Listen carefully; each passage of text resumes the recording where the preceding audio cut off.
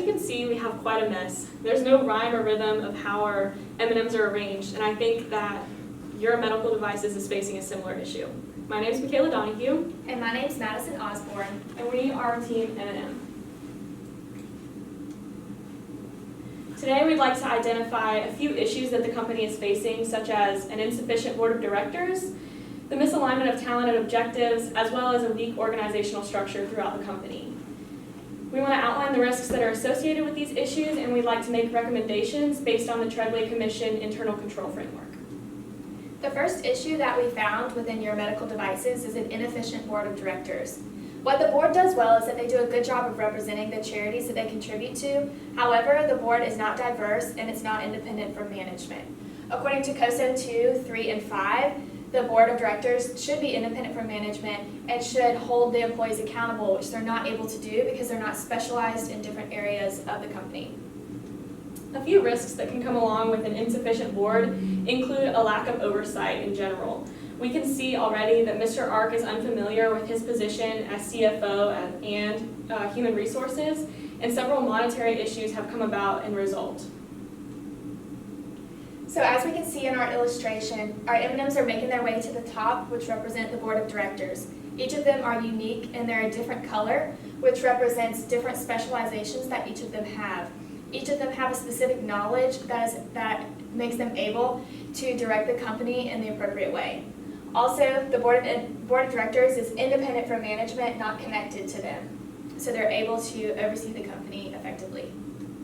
Another issue that we found was the misalignment of talent and objectives. Like we said before, Mr. Ark was not fit to be placed as CFO, and he's overwhelmed with his responsibilities as HR manager and CFO, and this violates COSO number 9 as well as COSO 17.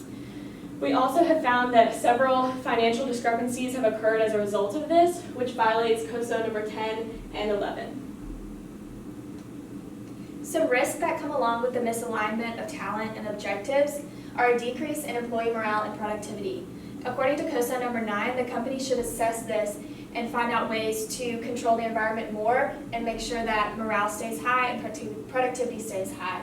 Also, as a result, there's been some financial chaos, as we've mentioned before, and the potential for fraud.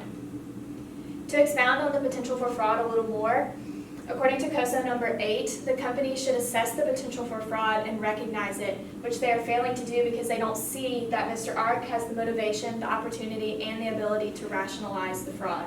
His motivation is that his child is ill, which causes an increased financial need for him. The opportunity he has is that he's in control of almost all of the monetary aspects of the company without strong oversight and without some checks and balances in place. And the ability to rationalize this fraud is that he blames technology and software issues and human manipulation for some discrepancies in the finances. So when we take a look at our stop motion, we can see that we have our board of directors at the top, and now we're lining up our different color of M&Ms right below them. You can see that the colors don't match the board of directors because although the board of directors have several of the same capabilities as the managers, they are still independent from them. So our suggestions in making our management flow smoother include moving Mr. Ark back to HR so he's in charge of all the hiring. We make sure that we hire a new CFO, and although there are financial restrictions upon that, we believe that we could look to outsourcing as well as restructuring employee benefits to change this and to save money. We've also found that reporting regularly our finance to upper management as well as the board of directors will help us to prevent fraud, as well as implementing control activities over technology to prevent fraud there. The final issue that we found within the company is a loss of structure in the organization. Because Mr. Ark has been tasked with a lot of financial responsibilities, he's let some of his human resources responsibilities slip away. For example, Ms. Leiter had some great performing employees who were taken from her by Ms. Rise, only to benefit Ms. Rise. So in this case, it's violating COSO number 4, which states that employees should be placed where they are most fit in the company. And overall, there's a lack of structure in the pursuit of objectives, violating COSO number 12, which states that COSO control activities should be placed.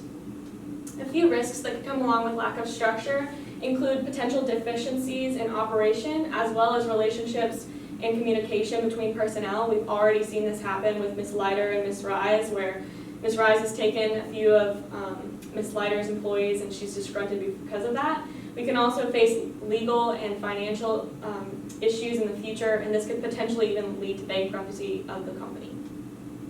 We believe that by using the COSO internal control framework, we can regain structure in the organization.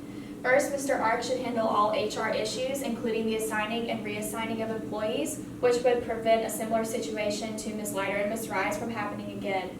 Also, clear expectations should be placed for all employees so that they're able to meet objectives and pursue those objectives and goals. Also, a way to help the company would be to place employees where they are most useful and where they can operate most efficiently. A way to do this would be to establish training programs and evaluations to figure out where the employees are most useful to the company and maybe why they aren't performing well in their current department and where to move them so they are performing well. So if we take a look at our final stop motion, you'll see the board of directors at the top, the managers, and then the employees. And here with the circles, you can see the different internal controls that we're going to implement to make the structure work smoothly. First, we think we should do this by revisiting the board of directors to make sure they're specialized and that they can oversee the company correctly. We want to set clear expectations for managers, and we would like to reassign some personnel where they are most useful. In conclusion, we'd like to say thank you for your time watching our presentation and extend a special thank you to our faculty mentor, Dr. Simon Medcalf, our professional mentor, Ms. Tabitha Holloman, the whole College of Business, and the case competition judges. And we look forward to hearing your questions soon.